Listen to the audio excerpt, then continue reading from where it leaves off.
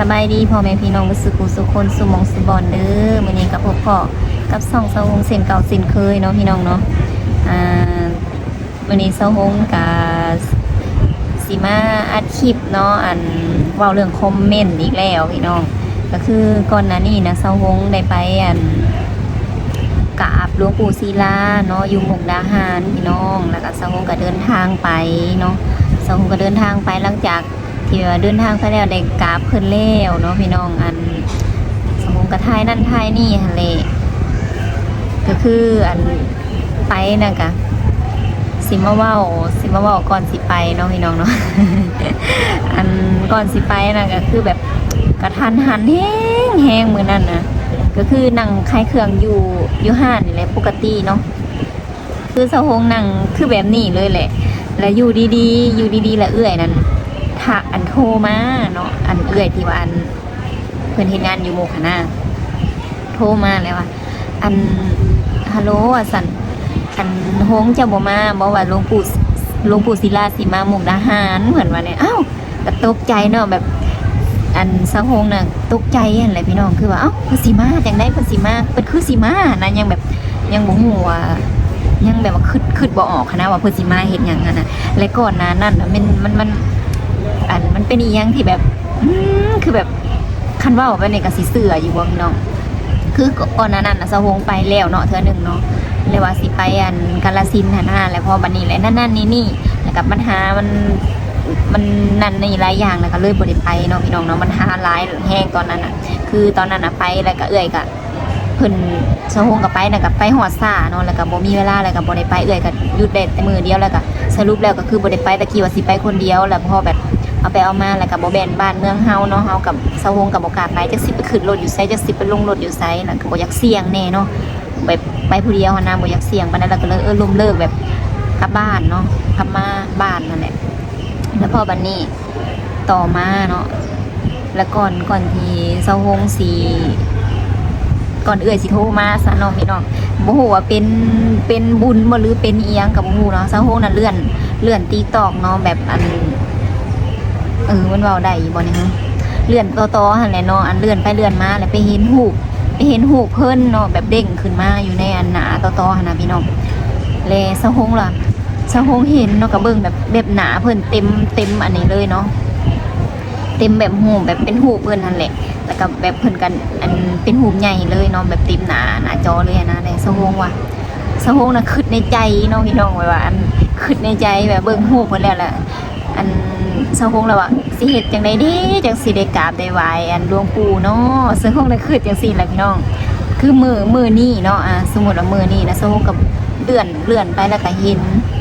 นหูเห็นยังนั่นแหละสะหงก็เว้าในใจขึ้นในใจให้ได้กราบได้ไหว้ในเด้อหลวงปู่เด้ออีหยังประมาณนี้เนาะหลวงปู่ศิลาเนี่ยพี่น้องเห็นรูปสะหงก็เว้าก็ขึ้นในใจก็นึกในใจนะซ้ำนั่นแหละแล้วก็เบิ่งนั่นเบิ่งนี่ไปเรื่อยๆแล้วก็มามือใหม่บัดนี้มามือใหม่มือที่แบบว่าสะหงได้ไปมื้อนั้นเลยนั่นพี่น้องนั่งคลายเครื่องอยู่ดีๆประมาณ9 โมงหรือ10 โมงนี่แหละของมือถัดมาของมืออื่นเลยมือต่อมาเลยเนาะมือต่อมาเลยสมมติว่าสะหงเว้ามือว่านนี่เนาะนึกในใจนะเห็นรูปแล้วนึกในใจนะมือว่านนี่นะมื้อนี้นะคือได้เดินทางเลยสมมติว่ามาขึ้นเลยแล้วคือแบบมันคือได้นะคือแบบคือได้คือได้ตามที่แบบว่าใจนึกนะคือได้กราบคือได้นั้นเนาะแล้วสะหงน่ะก็โทรมาหลังจากโทรมาเลยสิมาบ่ว่าปู่ศิลาเพิ่นสิมามุกดาหารแล้วสะหงก็คือแบบบ่ได้คิดอีหยังหลายเลยตอนนั้นน่ะคือตัดสินใจแบบปุ๊บปั๊บเลยแล้วก็นั่งรถไปเลยเนาะพี่น้องเนาะเก็บอาหารเก็บหยังแล้วก็ไปถาเพิ่นเลยตั้งแต่ก่อน1 มื้อเนาะพี่น้องเนาะนั่นแหละมาเว้าให้ฟังพี่น้องเรื่องแบบบ่เป็นตาเชื่อก็ได้เชื่อเนาะแบบคือแบบว่าเพิ่นสิว่าจังได๋คือบ่เป็นตาเชื่อก็พอเชื่อหั่นนะแบบคนลุกเลยนะพี่น้อง เรามานี่ก็แบบ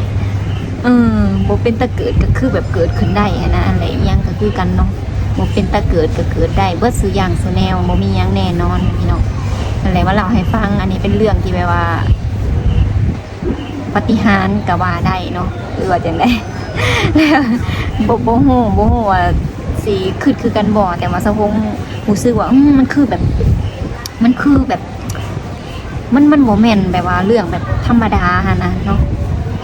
แหละไผบ่ฮู้กับโตก็คือสิบ่เข้าใจดอกพี่น้องแต่สำหรับสะพงในสะพงคือแบบคือแบบจำเรื่องนี้นะจำไปตลอดเลยเนาะแบบบ่ลืมง่ายๆนะพี่น้องมันติดอยู่ในใจไปตลอดนั่นแหละเนาะนั่นแหละและหลังจากที่สะพงไปเนาะสะพงกะอันไปน่ะก็ก็บ่ได้หยุดงานอีกเด้ก็มีแต่สะพงกะไปตามภาษาสะพงเองน้องบ่ได้แบบ อันนั้นแต่ก็รออยู่ในหมู่คั่นแหละพี่น้องมื้อนั้นน่ะไปตลาดตลาด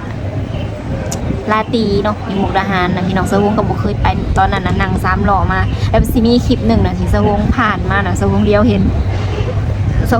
นตลาดลาตีน่ะก็เลยว่าได้แล้วบ่เลาะ ก็เลยบ่ได้กัน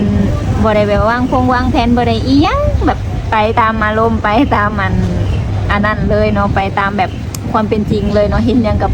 ไปก็คือนั่งให้นั่งพานั่งมอไซค์เนาะขับมอไซค์ไปส่งพี่น้องตอนไปนะค่ารถก็แพงอยู่เด้อยู่อันมุกดาหารนะแพงพี่น้องไปแป๊บเดียวใกล้ๆนึงก็70-80บ่ได้ก็จะเอานะนั่นแหละแต่มันก็จำเป็นเนาะเฮาบ่มีรถส่วนตัวนะไปมันก็สิอันนั้นแน่และก็สิมีคอมเมนต์นึงเนาะพี่น้อง FC เนาะเพิ่นมาเม่นเนาะพี่น้องว่าเซาฮงน่ะอัน เซาฮงนั่นงามบ่เพิ่นว่าอันถามมันถามสมุกนะฮะเนาะตัวจริงน่ะเซาฮงน่ะงามบ่ว่าซั่นอันถามคนที่แบบว่าเห็นเซาฮงตอนที่เซาฮงไปเลาะตลาดไปอีหยังหั่นนะเนาะแลเพิ่นว่าเนาะอันสิมาเว้าคอมเมนต์เนาะอันก็บ่ได้เครียดบ่ได้ให้เนาะแค่อยากแบบว่ามาตอบให้ซื่อๆเนาะอันเพิ่นถามบ่ต้องไปถามไผดอกบ่ต้องไปถามผู้นั้นผู้นี้ว่าเซาฮงแบบว่างามบ่หรือขี้ร้ายหรือว่าหน้าตาเป็นจังไดเนาะเหมาะที่จะเป็นแบบว่าสะใภ้ไทยบ่มาถามเซาฮงเองเลยบ่ต้องแบบไปถามผู้นั้นผู้นี้แล้วก็เบิ่งที่ว่าเซาฮงถ่ายคลิปนี้ให้เบิ่งเนาะกล้องนี่มันก็สดได้บ่แม่นต่างเว้าว่างามหรือขี้ร้ายหรือเป็นตาเบิ่งหรือพอเบิ่งหรือบ่เป็นตาเบิ่งเลยก็เบิ่งเอาตามที่อยู่ในคลิปนี้เลยเนาะ10อันแล้วก็ว่างามหรือขี้ร้ายให้ตัดสินจากในคลิปนี้เลยถามว่าในกล้องนี่มันตัวบ่มันก็สิจังไดกล้องนี่มันสดเนาะตัวจริงนี่มันก็สิแบบมันก็สิแบบดูดีหลายกว่าในกล้องแน่เนาะเพราะว่ากล้องนี่มันสิเห็นเป็นเบิดหน้าตาแบบว่าอีหยังนั้นแต่คือนี่แหละเนาะสีผิวเซาฮงนี่นะความจริงแล้วนั้นตัวจริงมันก็สีขาวลื่นในกล้องหน่อยนึงเนาะสีขาวลื่นในกล้องหน่อยนึงตัวจริงน่ะแต่ว่าในกล้องนี่มันก็สีเข้มเนาะก็บ่เข้าใจคือกันว่ามันเป็นยังมันสีผิวมันคือแบบนี้แต่ว่าหน้าตานี่มันก็สีใสมันก็สีขาวกว่าในกล้องแต่ในกล้องน่ะมันดำเนาะก็บ่เข้าใจ นั่นแหละพี่น้องอันแล้วบัดนี้แล้วว่าเซาฮงน่ะอันฟันเยินแบบว่ามันเหมาะบ่ที่จะเป็นสะใภ้ไทยเนาะแบบว่าคล้ายๆคือแบบว่าขี้ร้ายอย่างประมาณนี้แล้วบ่เครียดได้ให้เนาะเพราะว่า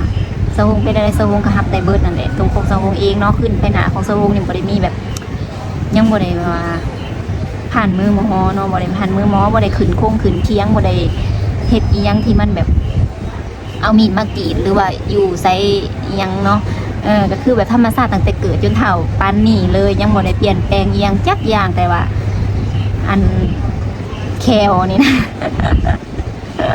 มันเยินเพิ่นว่าแขวโซงนะมันเยินเนาะก็ยอมห้ามเนาะพี่น้องเนาะแล้วก็คือเนาะอันเซาฮงน่ะก็คิดอยู่ว่าสิจัดฟันเนาะสิแบบสิเฮ็ดจัดฟันหั่นน่ะให้แบบมันอันแขว2เล่มของเซาฮงน่ะมันสิออกมาข้างนอกมันคือแขวกระต่ายหั่นน่ะพี่น้องเดี๋ยวเห็นบ่ เวลายิ้มมันแล้วมันก็สิแบบว่ามันก็สิออกมา2เล่มมันก็สิเยินออกมาเนาะแต่ทางข้างมันนี่ก็บ่มีเนาะบ่ได้เป็นหยังเนาะแต่มันสิออกมาได้2เล่มนี่แหละบุหรี่แขวบุหรี่ฮอดแขวเดี๋ยวนี้นะ แต่เนาะอันถามว่างามมือบ่งามนะก็บ่ได้เกี่ยงบ่ได้เอียงเลยจักหน่อยเนาะคือแบบเซาฮงได้ซ้ำนี่นะครบ32อัน 32แล้วก็ถือว่าสาธุแล้วเนาะก็ถือว่าดีแล้วเนาะดีแล้วอันดังนี่นะมันบ่ปีนขึ้นเด้อ ดีสำได้แล้วตาเนี่ยมันบ่มาอยู่หูเลยอันดังน่ะมันบ่มาอยู่ตาแล้วคิ้วมันบ่อยู่ปากนี่เนาะ โอ้ยแต่แม่สาดเนาะอย่างเนาะเอาแต่สิเว้าเนาะอยากเว้าจังได๋ก็เว้าอยากแบบพิมพ์จังได๋ก็พิมพ์แล้วถามว่าเหมาะบ่สะฮงมันบ่มีไผที่แบบว่าอันสิเหมาะสมหรือบ่เหมาะดอกทุกสิ่งทุกอย่างน่ะมันล้วนแล้วแต่แบบว่าอันมีบุญวาสนาหรือบ่มีสำนั่นเนาะคันแบบว่าเคยเฮ็ดบุญสร้างบุญสร้างกุศลมานำกันมันก็ได้ใช้ชีวิตร่วมกันมันก็ดึงจ้องเข้ามาหากันแต่ถ้าสมมุติว่ามันบ่มีเนาะ100 คน1,000 คนเจ้าก็ลองไปอันเบิ่งแม่เนาะขณะเขาเจ้าย่างตายกันลื่นลั่นเขาเจ้าบ่ได้ถามก็ได้เนาะอันนั้นน่ะคือแบบบ่ได้สร้างหยังมานำกันเนาะมันก็เลยบ่ได้มีอีหยังที่แบบว่าดึงดูดเข้าหากันเนาะเรื่องแค้ว เรื่องฟัน2เหลี่ยมนี่เนาะก็คันสมมุติว่าอันมีเงินเนาะเรือธงเรือไทยแบบเจ้ารวยบ่หรือว่าอีหยังจังใดหะนะก็อันบริจาคให้แน่ก็ได้เด้อผู้ใดที่แบบว่าอันแบบมีเงินแน่นะเนาะแบบหั่งมีแน่รวยแน่นะมันบริจาคให้สะฮงแน่สะฮงน่ะตอนนี้น่ะกำลังเก็บเงินอันอยากยัดฟันเนาะอยากงามหั่นแหละพี่น้องเอ้ยก็ฮู้อยู่ว่าตัวเองน่ะก็ขี้ร้ายเนาะก็บ่ได้ว่าตัวเองนี่งามดอกแต่ก็พอไปวัดไปว่าได้เนาะ บ่ถึงกับว่าบ่ถึงกับว่าอายหมู่อายคู่ดอกซุมื้อนี้สะฮงก็บ่ได้เคยว่าคิดว่าตัวเองนั่นงามดอกพี่น้องก็ธรรมดานี่แหละอยู่แบบบ้านๆนี่แหละนั่นแหละคันแบบว่าเงินเรือธงเรือไทยกับบริจาคอันเมตตาปานีอันสาวหงปู่ตาดำๆเนี่ยเด้อ นี่นั่นหาเงินจัดฟันอยู่เนาะเก็บเงินอยู่พี่น้องเอ้ยยอมหาบเลยสาวหงน่ะขึ้นมาตั้งแต่โดนๆแล้วแหละว่าอยากเฮ็ดนะตั้งแต่หลายปีแล้วแหละหมู่คู่เขาเจ้าก็เฮ็ดเนาะแล้ววันนี้สาวหงน่ะก็อยากเฮ็ดเนาะแต่แบบมีเรื่องนั่นนี่แล้วก็บ่ได้เฮ็ดพี่น้อง บ่มีโอกาสได้เฮ็ดน้ำหมู่เนาะก็ถามว่าอยากอันจัดฟันบ่อยากงามบ่อยากงามเนาะเรื่องอยากงามนะแต่ว่ายังแบบขาดเคินอยู่เนาะยังแบบบ่พร้อมหลายๆสิ่งหลายๆอย่างนั่นแหละคันมีเงินนะบ่คันมีเงินนี่โอ้อยากเฮ็ดแล้วอันนี้ก็สิเฮ็ดเนาะแขวนี่ก็สิเฮ็ดปากนี่ก็สิเฮ็ดใหม่เบิดเลยเนาะตานี่ก็สิเฮ็ดแล้วก็สิมีอันเพิ่นว่า FC ว่าสะฮวงน่ะมื้อตาบ่เต็ม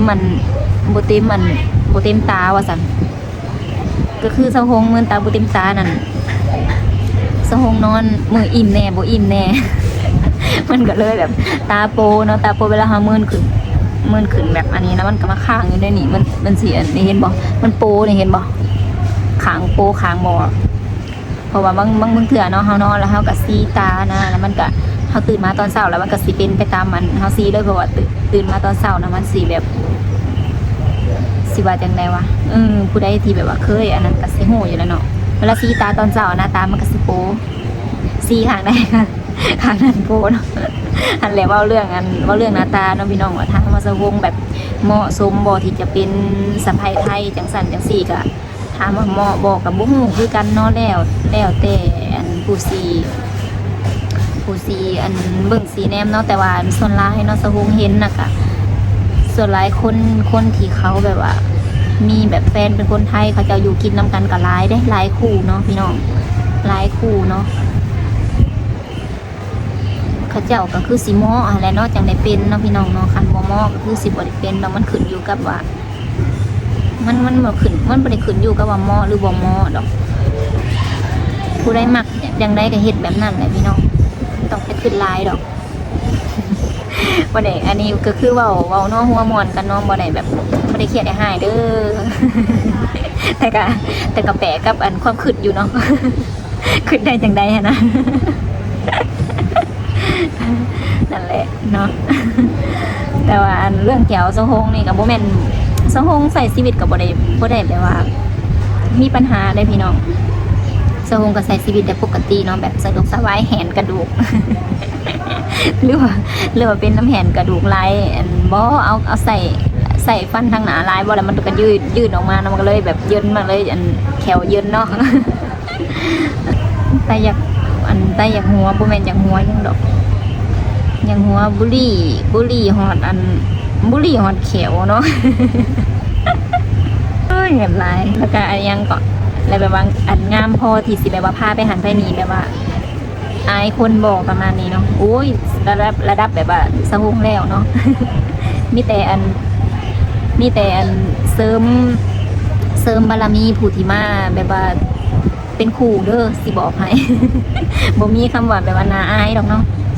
แต่แหละก็แล้วแต่มุมมองอะไรพี่น้องคันผู้ใดที่แบบ เบิ่งว่าดีก็ดีเบิ่งบ่ดีก็บ่ดีเนาะ แต่ก็อยากหัวอะไรอยากหัวแห้งแห้งบางเรื่องนี่เฮ็ดบ่สะฮงหัวแต่ว่าคันบ่อดนี่นะหัวลายกว่านี้อยู่เนาะพี่น้อง อย่างหัวจนน้ำตาแตกน้ำตาแตนหมดเลยมันเว้าใส่นั่นนะแต่มันก็คือโพดเนาะก็เลยหัวเอาซ้ำนั่นซะอันนั้นก็สุดๆเลยได้นั่นนะย่ำอีกเถื่อเนาะว่าแบบหน้าตาหน้าบ้านๆนี่แหละพี่น้องบ้านๆเนี่ย อะไรพี่น้องสำหรับคลิปนี้ก็ขอจบไปเพียงซ้ำนี้เด้อฝากกดไลค์กดแชร์ติดตามส่องสะฮงนะเด้อพี่น้องเด้อผิดพลาดประการใดเนาะก็ขอโทษขออภัยหลายๆเว้าหลินเว้าหัวเด้ออันใดที่แบบสะฮงเว้าไปก็บ่ให้ถือสาเด้อพี่น้องเด้อสะฮงมาตอบความคิดเห็นเนาะมาตอบคอมเมนต์เนาะที่แบบว่าอัน FC เพิ่นคอมเมนต์มาเนาะคอมเมนต์มาแบบใดสะฮงก็ตอบไปแบบนั้นแต่ถามว่าแบบว่าแห้งบ่สะฮงน่ะบ่เคยเว้าแห้งเด้อบ่เคยเว้าแห้งแบบทอแต่แบบเป็นคนตรงๆเนาะคิดแบบใดก็แสดงออกแบบนั้นคิดแบบใดก็เว้าไปแบบนั้นเขาเว้าให้เฮาน่ะแห้งหลายพี่น้องเขาจะเว้าให้สะฮงน่ะแห้งหลายบางคนก็ด่านํเนาะแต่สะฮงก็มาตอบก็บ่เคยตอบโต้กลับบ่เคยด่ากลับดอกพี่น้องเอ้ยสำหรับคลิปนี้ก็ขอลาไปก่อนเนาะพบกันในคลิปหน้าเด้อ